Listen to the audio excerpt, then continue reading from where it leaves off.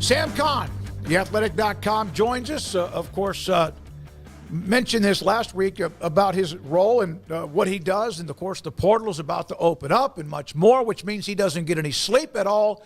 And we appreciate the time we get from him. And so, Sam, will the portal this year, because there's still no changes, right, in the rules or how you can do whatever you want to do. Before we do that, what are your thoughts about the report that Nico Iamaleava wants, or at least appears to want to renegotiate his NIL deal? Seems to be pretty standard practice. It's just that it doesn't always get out. Okay. This is pretty normal at this time of year, especially for high profile players, but even for players who may be regular starters or role players or backups. This is normal for this time of year. It's just that typically we do not hear about it, because if the contract is taken care of, then the player stays and never gets in the portal and it doesn't become an issue. And if the player doesn't get what he wants, then the player goes in the portal and he goes and gets what he wants from somebody else. So it's just that the unique part about this is that the negotiation is happening in public to a certain degree, which makes it a little bit unique. But yeah, I would say even dating back to 2-3 years ago, I've heard rumors about various star players at universities who were in negotiations, and not necessarily because they were unhappy or not. It was because they were getting tampered with, because they were getting calls and getting offers from other programs. And so it's like, hey, if this program can pay me this, then, I want to renegotiate. Or in this case, Nico signed his deal, I believe, in 2022, and the quarterback market has changed quite a bit. So I can certainly understand it from that standpoint. Sam, the leaders of college football met on Capitol Hill yesterday, and they keep begging for intervention from Congress. I wonder, why don't they just write the bill that they want for them that would not get defeated, and then have Congress just do that? Because that's what lobbies do. That's what healthcare did. That's what the NRA does all the time. Why don't the leaders of college do that? Because I think everything that they want would get them sued for antitrust. And so that's the thing. It is a lot of the restrictions and things that they want to put on players and athletes are things that you can get if you give them employment status. But they have been adamant that they do not want to give employment status. So they're trying to find this happy medium between allowing some freedom, but putting some restrictions on without recognizing them as employees. And so I realize that employment is a slippery slope, but I do think it would also solve a lot of issues. But I think that's the biggest reason. I think it's because they're trying to have their cake and eat it too, to a certain extent. And it's really, I think that's really hard to do in the situation they're in, especially when you consider how much they've been defeated in court in the last few years. Sam, we were talking about the lists that are starting to come out. It's the offseason. Everybody's got their list and top quarterbacks, top this and top that. Man, is this one of the Big 12 seems like it's set up for a pretty good year in terms of quarterbacks when you're looking at Sam Leavitt and Sawyer Robertson and the possibilities of a Josh Hoover and, could continue to kind of go down the names. I won't, but I know the SEC's got some strong names, Lagway and Manning, and not trying to compare the two, but do you think this is one of the better groups of signal callers that the conference has had maybe in a little while?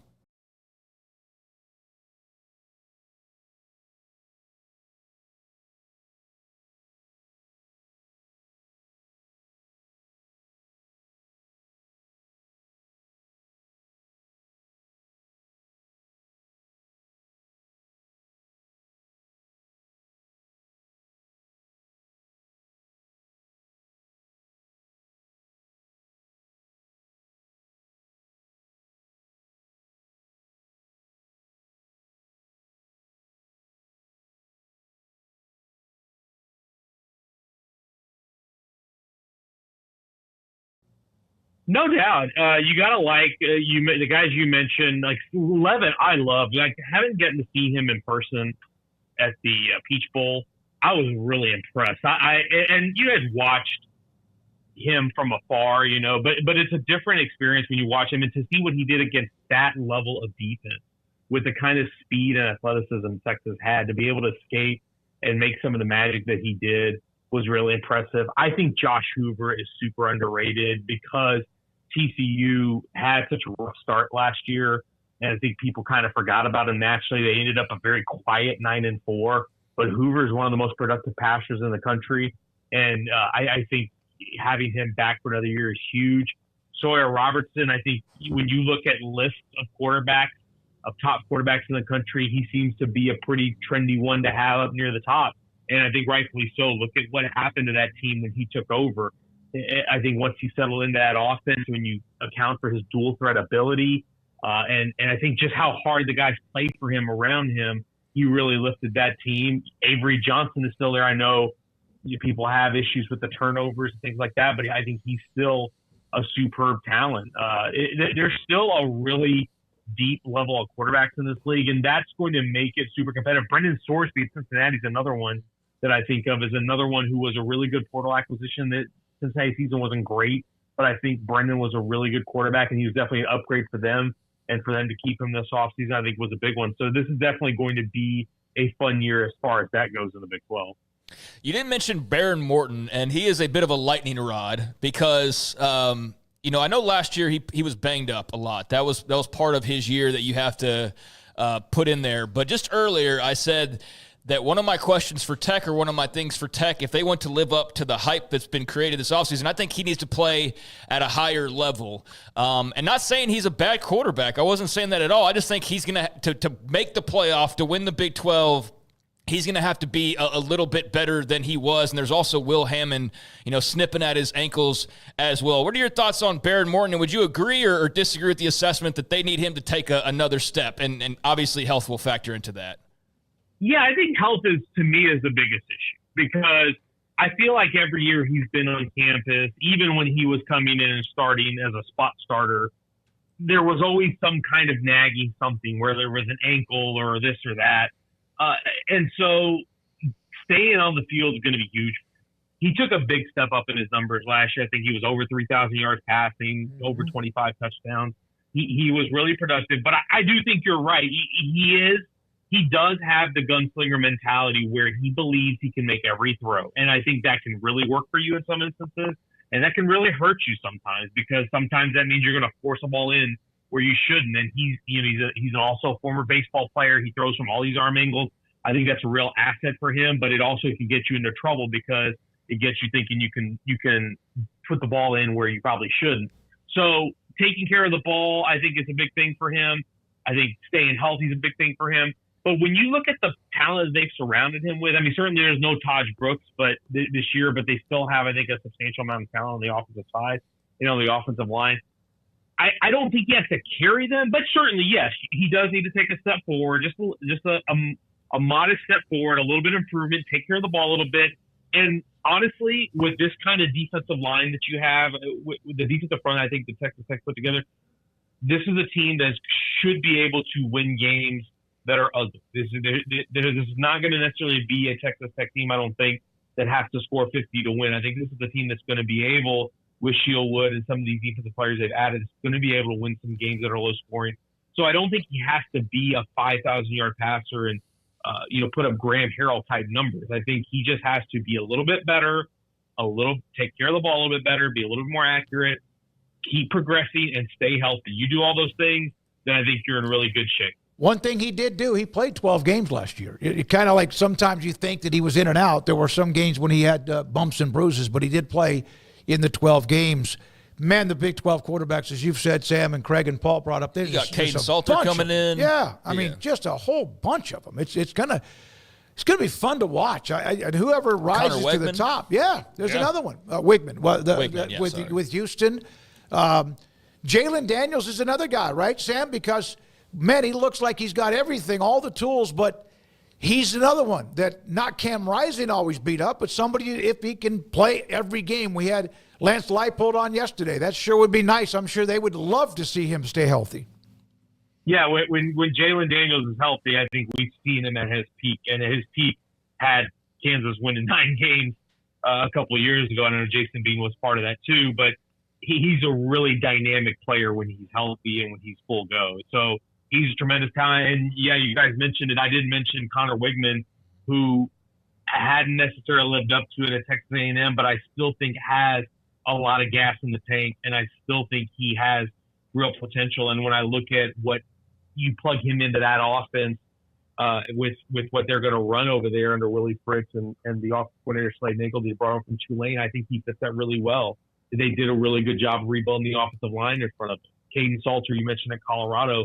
I'm really intrigued by that over there. I think that's a really fascinating addition. So it is having that level of experience at quarterback is going to make some really fun battles in the Big 12 this year, and I think it's going to make it a really competitive league from top to bottom. You know what's crazy is I was just going to mention one more thing about the quarterbacks. I mean, Jake Retzlaff, he was good last year. I don't think you'd say like elite though, but I mean he's coming back. But the fact that we don't even mention, off the top of my head at least, Noah Fafita like I would have a year ago. I'm very curious of what kind of year he has. Obviously, with a lot of heat there down in Arizona. But yeah, that's just another guy I was going to tack onto that. So big year incoming potentially. Yeah, and I think we had heard there were some rumors going around in the winter that he might transfer out. Obviously, that didn't end up happening. I think hanging on to him is huge. Not having T-Mac's going to be obviously a big change, but that program needs a lift. And we saw what it looked like a couple years ago. Noah Fafita is very skilled, very talented. If they can surround him with talent, they can get it together. I still think there's potential there for him, certainly. Sam, the story of the transfer portal this spring so far seems to be smaller school guys that are jumping in as opposed to maybe some big names, guys with potential. Is that really what you've seen so far outside of, Stanford, which is its own unique situation? Yeah, there's a few different categories I feel like guys are falling into that you'll see in this portal window. One, like you said, are the guys at the FCS schools, Division II, even G5, getting in. A lot of cases, and we're talking to personnel directors and scouting directors about this. A lot of times that is a Power 4 school, maybe identifying somebody at a need position. And they're like, hey, this guy has some production at the FCS level or some production at the G5 level, and we need somebody extra at that position. Let's get him to get in the portal. So that's one category where you're going to have those guys. You're also going to have guys who, as you know, at this time of year, not going to make the 2 deep or not have as big a role. Maybe they get passed up. They're going to get in the portal, so you're going to get some of those guys. And then, of course, I think it's going to be a varied situation depending on the school on how many guys are going to get in that are guys who do not make the 105. And that is also a confusing layer to all this because with the House hearing recently and the idea that the 105-man roster limit could be phased in where they could possibly grandfather in the current walk-ons as opposed to making schools cut to 105 this year, that has provided some uncertainty for schools. So now schools are having to have plans. Okay, here's our plan for our roster. We have to go to 105 this year, and here's our plan for our roster if we're allowed to keep the walk-ons if that changes with the House settlement. And that not being resolved before the transfer portal is a little bit unsettling, and it's a little bit frustrating for staffs around the country because, I mean, we're talking, we're 5 months from the season, and you still don't know what your roster is going to look like from top to bottom because we don't have the settlement approved, and we don't know exactly whether we're going to go hard 105 or we're going to phase into it over the course of a couple of years. So those are going to be the things. And then as always, I think you're going to have a few names that pop in that are maybe good players that think, hey, I can go cash in somewhere else because I play a premium position that is really highly sought after. That the spring portal window is where people overpay because there's not as many guys getting in as there are in December. And so there's not, and if you're getting desperate, if you're getting out of spring and you're looking at your offensive line and you're like, well, we don't have 8 guys we can play. Or if you're looking at your defensive line, you're like, man, we need another D tackle. Well, then you're going to have to pony up for one because everybody else is going to be bidding for those guys too. I was talking to somebody recently who told me last year there was a guy who used to be a walk-on at a Power 4 school who played 15 to 20 snaps, and he got in the portal at 15, 20 snaps a game. He got in the portal and was getting offers like $450,000. So that's going to happen because programs have needs and there's not much time to fill them. And so if you need it, you're going to pay what you can to get it. So it's good. I don't think it's going to be as big of a big name splashes that you see in December, but there will still be plenty of activity here in the next few. Sam, how do you keep up with everything that's going on now, with that being your number one, responsibility? I know there's an NCAA transfer portal. You could tell who enters or whatever. A lot of spreadsheets. But, yeah, how do you kind of manage all? Are you like a CPA with April 15th coming up, except it goes on? Yeah, that's the answer. It's funny because when I sat with GMs and directors of player personnel, I'm always fascinated by how many spreadsheets they have to organize their scouting.